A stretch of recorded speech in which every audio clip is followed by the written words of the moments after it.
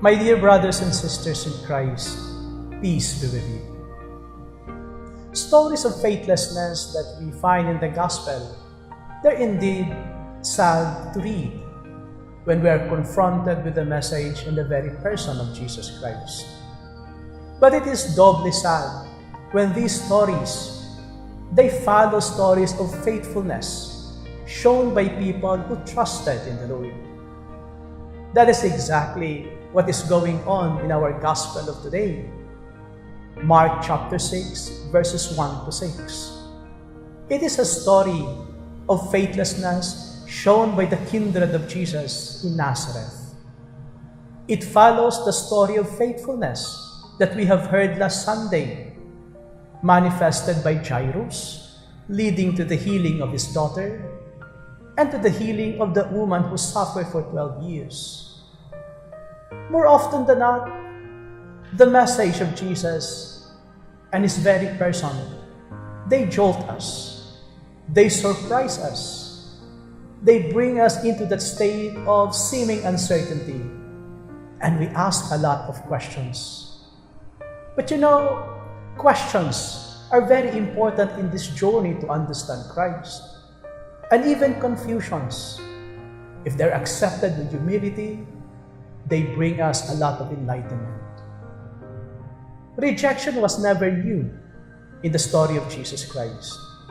In Matthew chapter 13, after telling the stories and the parables concerning the word and the kingdom, he was rejected.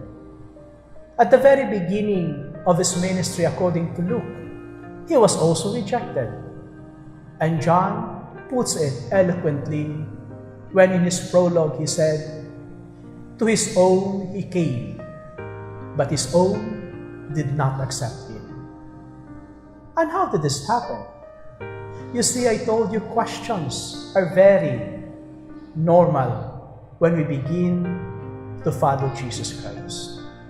But when we do not go out of our selfish paradigm, we only think of ourselves as if we are the only ones capable of providing the answers to our questions, that it will lead to rejection. That is what happened to his kindred. They've already known too much about him. They knew him. He was their relative. But they failed to see that there was a greater story, beyond their stories, beyond their perspectives, beyond their knowledge.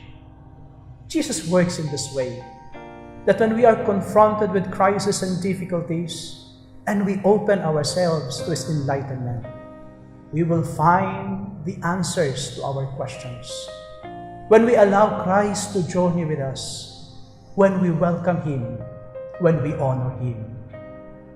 No prophet is without honor except in his native place. But what does it mean to honor him? It means accepting the very person of Jesus. It means being challenged by his teaching.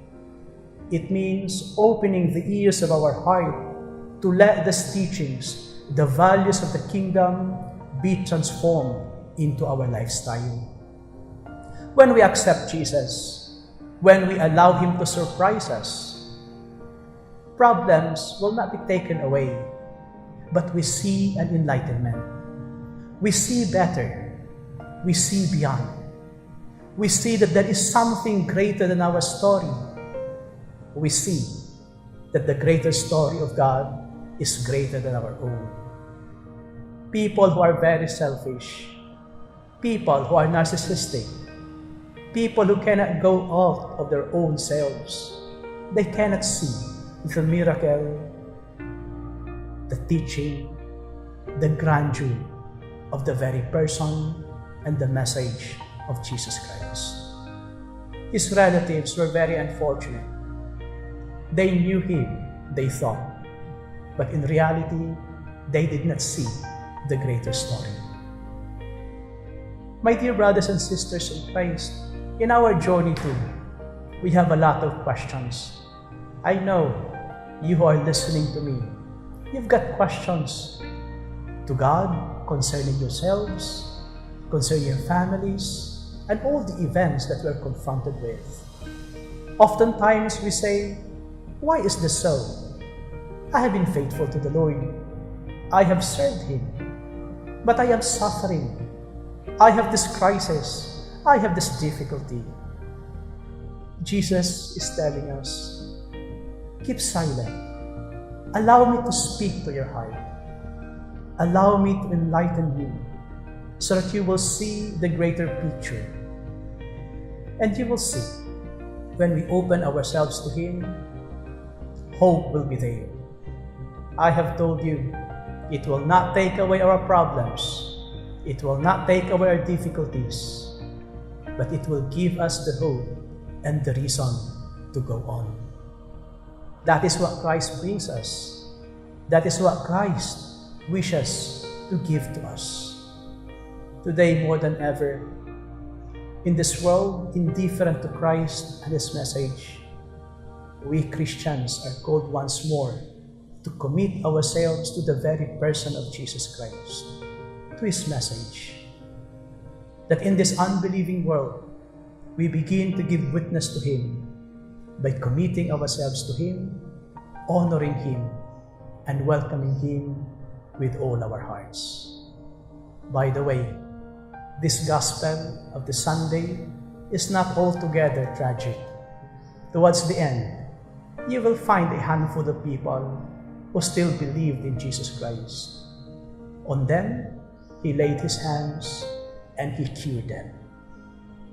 My prayer today, may we be part of this group who still commit ourselves to Christ, notwithstanding our difficulties, notwithstanding our sinfulness, for Christ indeed is greater than our heart. I pray for peace in your heart. I pray for healing. But more so, I pray that you will grow in listening to Christ and in following Him. This is Father Ulrich of the Rogations Fathers, wishing you the peace of Jesus Christ.